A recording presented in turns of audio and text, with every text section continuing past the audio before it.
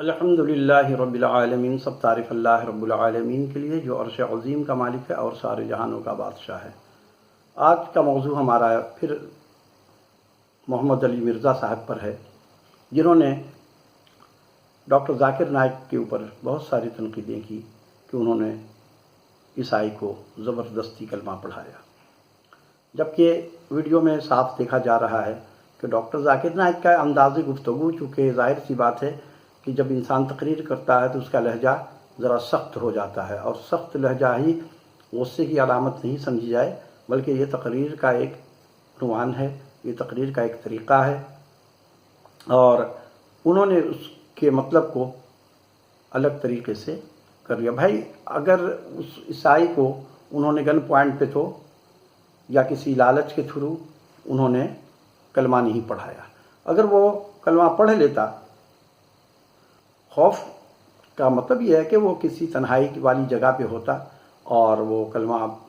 اسے زبردستی پڑھایا جاتا، تب بات سمجھ میں آتی کہ انہوں نے دین میں زبردستی کی ہے، اور قرآن کی اس آیت کا یعنی کہ انہوں نے انکار کر دیا، یا جیسے کہ اس قرآن کی آیت کو لا اکراہ فی الدین، اس پر عمل نہیں کیا، یہ ڈاکٹر ذاکر نائک کے اوپر بات آ جاتی۔ لیکن وہ تو 25,000 کے مجمع میں، بھری محفل میں اگر اس نے کلمہ پڑھا ہے تو اس کا مطلب یہ ہے کہ اس کو پھر اپنے دین پر یقین نہیں تھا۔ دیکھیں نا، ہر انسان، جیسے کہ ہم لوگ کافر کو کافر کہتے ہیں تو کافر بھی ہمیں کافر کہتا ہے اس کے نظریے دین کے مطابق۔ جیسے کہ یوں سمجھ لیجئے کہ ایک یہودی ہے، ہم اس کو کافر کہتے ہیں، وہ ہمیں کافر کہتا ہے کہ یہ انکار کرتا ہے موسیٰ علیہ السلام کو نہیں مانتے ہیں، وہ نعوذ باللہ، وہ تو یہ سمجھتے ہیں کہ ہم موسیٰ علیہ السلام کو مانتے ہی نہیں ہیں، اور بڑھا چڑھا کر کے وہ الزام ہم لوگوں پر لگا دیتے ہیں۔ اسی طریقے سے ہندو ہم لوگوں کو کافر سمجھتا ہے، وہ کہتا ہے کہ ہم تو جنت میں جائیں گے، یہ جہنم میں جائیں گے، کیونکہ یہ تو سیتا جی کو نہیں مانتے ہیں، یہ تو ہنومان جی کو نہیں مانتے ہیں۔ تو یہ معاملہ ہے۔ تو اگر وہ عیسائی کو اپنے دین پر یقین ہوتا تو ڈاکٹر ذاکر نائک کی بات کیا، ڈاکٹر ذاکر نائک جیسے ہزار ڈاکٹر ذاکر نائک بھی آ کر کے اسے پریشرائز کرتے، تب بھی وہ کلمہ نہیں پڑھتا۔ اس کا مطلب ہے کہ کلمہ دین کا معاملہ ہے، اس کے اندر کوئی دو رائے نہیں ہے کہ کوئی انسان دین کو اتنا آسانی سے دو جملے میں اپنے بدل دے۔ دیکھیے، دین کا ایسا معاملہ ہے کہ آج عیسائی مذہب میں تو پیسہ دے کر کے بھی وہ اپنے دین میں لے آتے ہیں، لیکن کیا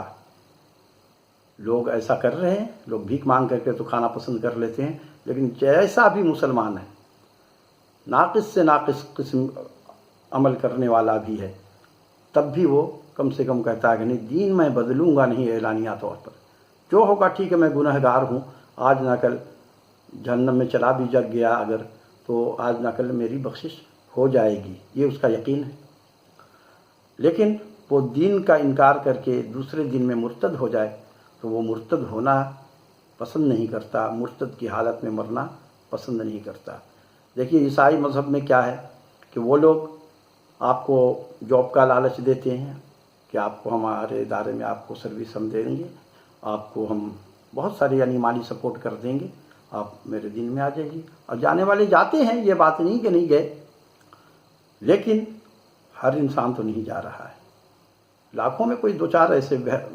ہوتے ہیں جن کا دین ہی نہیں ہے، تو وہ عیسائی مذہب میں بھی جا کر کے وہ عیسائی مذہب کا وفادار نہیں ہوتا، لیکن کیا ہے کہ اس کو دنیا چاہیے تو وہ چلے جاتے۔ ان کا وہ دراصل ایسے لوگ جو ہوتے ہیں وہ تو اللہ کو مانتے ہی نہیں ہیں۔ تو دین کو تحقیق کر کے جب کوئی دین میں داخل ہوتا ہے تو سمجھیے وہ سچے دل سے داخل ہو رہا ہے۔ اب جیسے یہاں پہ ہندوستان کے اندر میں کچھ لڑکا لڑکی ہندو ہو گئے، کچھ ہندو لڑکیاں جو ہیں مسلمان سے شادی کر لیتی ہیں، تو یہ تو پیسے کے لالچ کی بات ہوتی ہے کہ بھائی مجھے یہاں پہ دنیا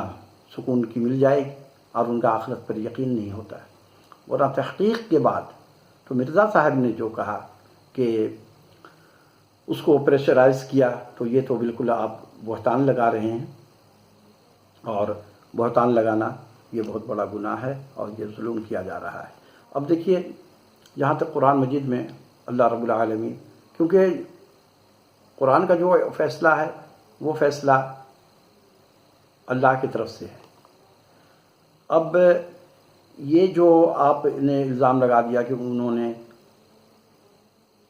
کلمہ زبردستی پڑھایا، تو وہ بچہ تو نہیں تھا، اور نہ ڈاکٹر ذاکر نائک نے ان سے پوچھا بھی کہ میں آپ سے گن پوائنٹ پہ تو نہیں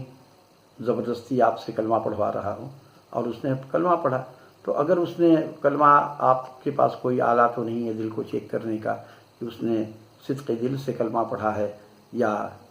نہیں، یا ڈاکٹر ذاکر نائک کے دل میں کوئی ایسی اس کے لیے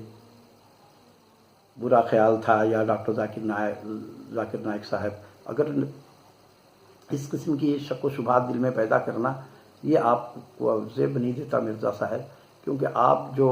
ٹاپک لے کر کے چل رہے تھے باباؤں کی، تو وہاں تک تو آپ ٹھیک تھے، لیکن اب آپ ذاکر نائک صاحب کے پیچھے جو آئے ہیں، تو ڈاکٹر ذاکر نائک کا جو عقیدہ ہے وہ تو بالکل صحیح عقیدہ پہ وہ چلنے والے لوگ ہیں، کیونکہ ان کا جو طریقہ ہے وہ تو بالکل صحیح حدیث اور قرآن کے مطابق وہ چل رہے ہیں۔ اور رہی بات کہ ڈاکٹر صاحب ان کا ایک اپنا ایک کام ہے جو غیر مسلم میں وہ اپنا دین کا کام کرتے ہیں، کیونکہ یہی کافر کو انہوں نے جس طریقے سے سوال کیا، تو کیا آپ قرآن میں نے یہ نہیں پڑھا کہ جب دروغہ پوچھے گا سألہم خزانتها علم یأتیکم نذیر، کہ کیا تمہارے پاس کوئی ڈر سنانے والا نہیں آئے گا؟ قالوا بلی قد جاءنا نذیر، وہ کہیں گے ہاں ہمارے پاس آیا تھا۔ فکذبنا وقلنا ما نزل اللہ من شیء، اور ہم نے ان کو جھٹلا دیا تھا، ہم نے یقین نہیں کیا تھا۔ تو یہ ہمارا ہر مسلمان کا یہ فرض ہے کہ ہم دین ان کو بتائیں، ہمارا کام ہے دین ان کو بتانا، ورنہ یہی لوگ کل ہمارے گلے پڑ جائیں گے کہ نہیں ہمیں تو بتانے کے لیے کوئی نہیں آیا تھا۔ لہٰذا آپ مرزا صاحب تنقید کرنا چھوڑیے، کیونکہ سمجھ میں نہیں آ رہا کہ آپ کو کس جن نے پکڑ لیا ہے کہ آپ اب بہکی بہکی باتیں کرنا شروع کر گئے ہیں، ورنہ پہلے آپ بالکل صحیح چل رہے تھے۔ جہاں تک بابا کا تعلق ہے، میں آپ کے ساتھ تھا اور میں بھی آپ کو سنتا تھا، کیونکہ یہ عقیدہ جو لوگوں نے بنایا ہوا ہے کہ بابا مرادیں پوری کریں گے، تو یہ عقیدہ بالکل ان کا درست عمل نہیں ہے، یہ شرک اور بدعت پر مبنی ہے۔ اور باباؤں کی بات جہاں تک ہے، تو میں بھی ایک پیر صاحب کی ویڈیو ابھی لانے والا ہوں، اور مفتی صاحب کو، یہ جو مفتی حنیف صاحب ہیں اور کوکب نورانی صاحب ہیں جو باباؤں کے ساتھ بڑے ملے ہوتے ہیں، تو میں ان کے مرزا صاحب آپ نے تو ابھی تک پروف ان کو نہیں دکھایا، سرٹیفکیٹ آپ کے پاس بابا کی ہیرا پھیری کا نہیں ہے، آپ نے صرف علم کے ذریعے سے، حدیث اور قرآن کے ذریعے سے ثابت کیا، لیکن میں ان کو پریکٹیکل ان کی سند دکھاؤں گا کہ یہ بابا لوگ کیسے کیسے بہروپیہ بنے ہوئے ہیں اور یہ لوگوں کو کس طریقے سے لوٹتے ہیں۔ وہ پیر صاحب کی تصویر انشاءاللہ میں ضرور آپ کو دکھاؤں گا۔ وما علینا الا البلاغ۔